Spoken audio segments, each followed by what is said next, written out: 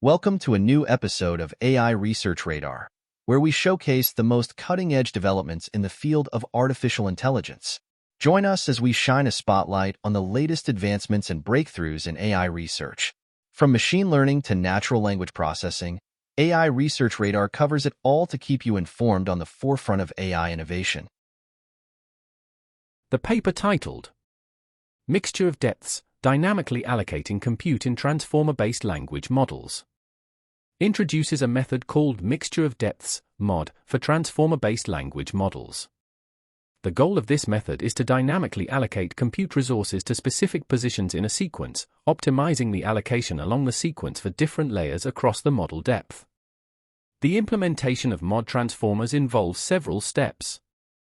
Defining a compute budget, the total compute budget is enforced by limiting the number of tokens that can participate in the self-attention and MLP computations at a given layer.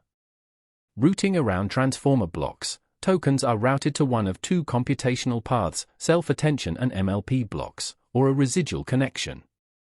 The total number of flops per forward pass will be fewer than that in a vanilla transformer if the capacity for the first path is anything less than the total number of tokens across the sequence and batch.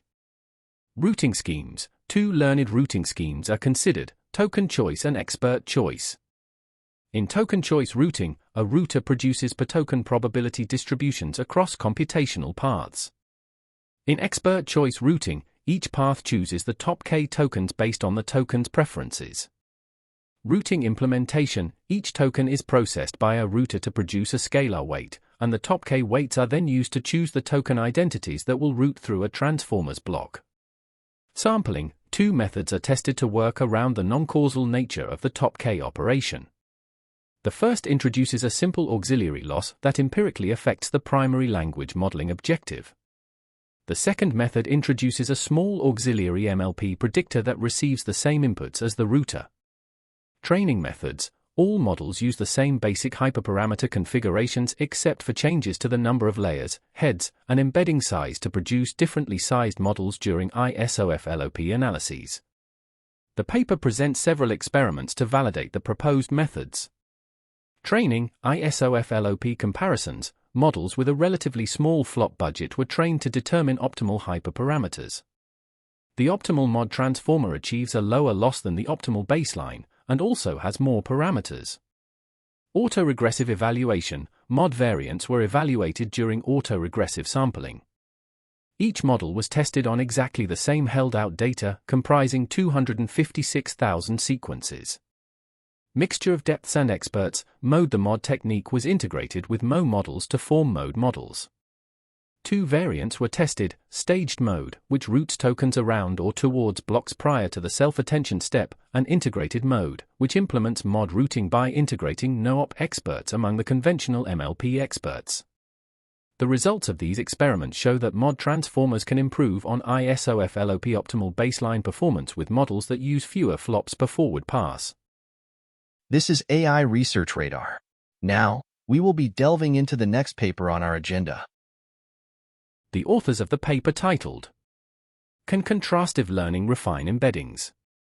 Propose a novel contrastive learning framework called SimSkip, which refines the input embeddings for downstream tasks. The key idea behind SimSkip is to take advantage of the output embedding of encoder models as its input and apply contrastive learning on it. Contrastive learning limitation. The authors first discuss the limitations of existing contrastive learning methods. They argue that while these methods ensure that augmentations of the same data point are close to each other in the embedding space, they do not guarantee that the learned embeddings are suitable for downstream tasks. SimSkip details. SimSkip consists of two components, a skip connection-based encoder and a projector. The skip connection is similar to the one used in ResNet, which retains the expressiveness of the original network.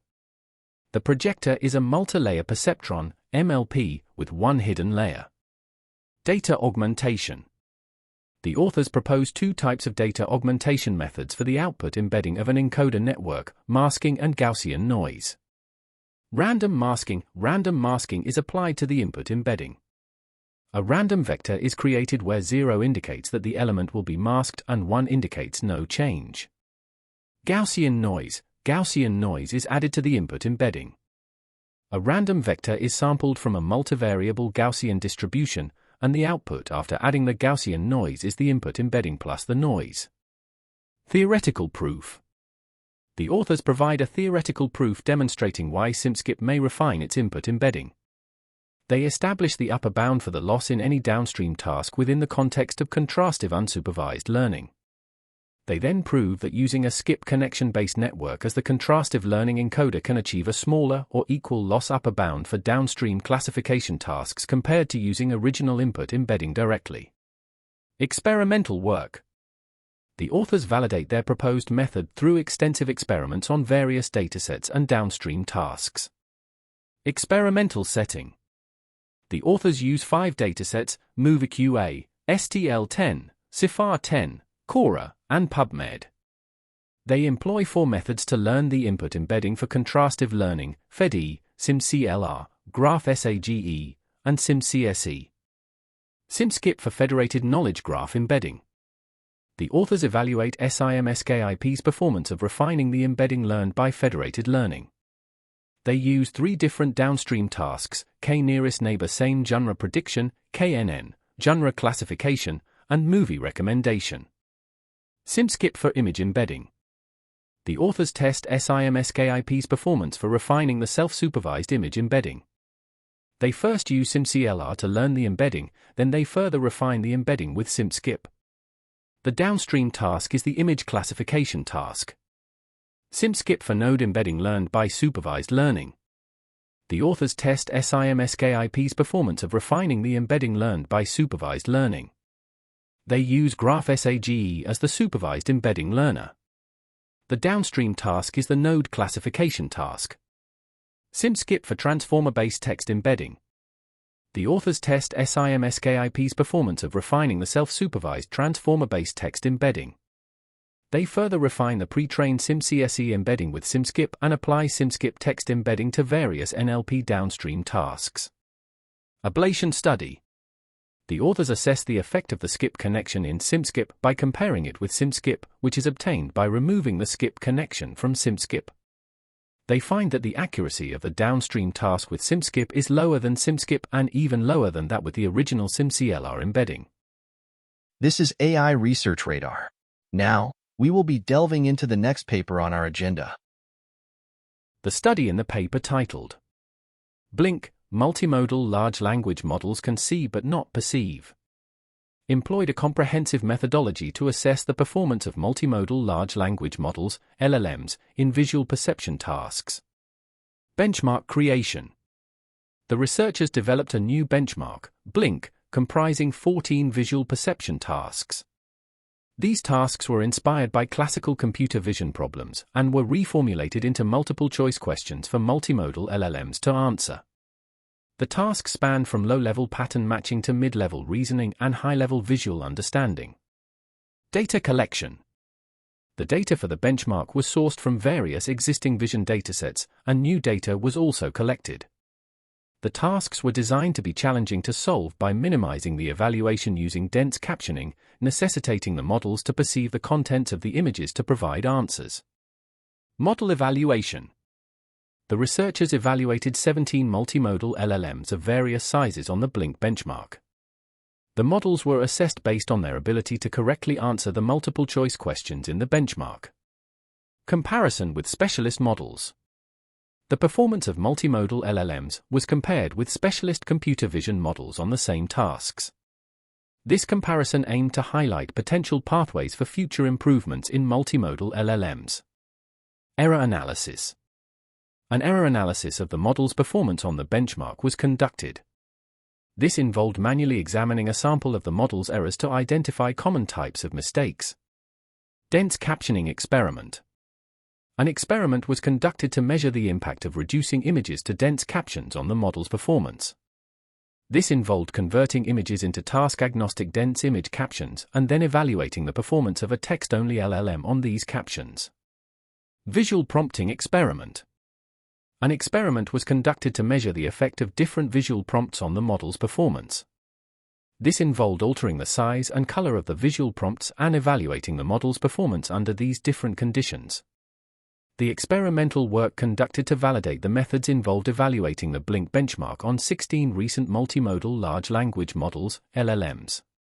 These models included MiniGPT for V2, OpenFlamingo V2, InstructBLIP 7b and 13b, LLVA V1, version 1.5, version 1.6, InternLM, and XTuner versions, model size 7b, 13b, and 34b, YVL 6b and 34b, QuenVL Max, Gemini Pro, Claude 3 Opus, and GPT-4V.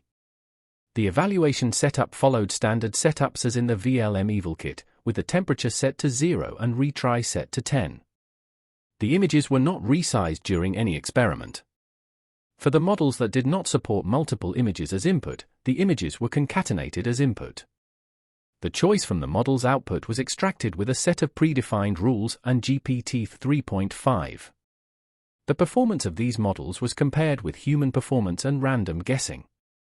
The human performance was evaluated by assigning 2 humans, co-authors, for each task in Blink and presenting their average scores as human performance. The human agreement scores ranged between 80 to 99%. The experimental work also included an analysis of the effect of reducing images to dense captions, sensitivity to different visual prompts, and error analysis. The dense captions were generated using GPT-4V, and the performance of the blinded GPT-4 was compared with the performance of the multimodal LLMs.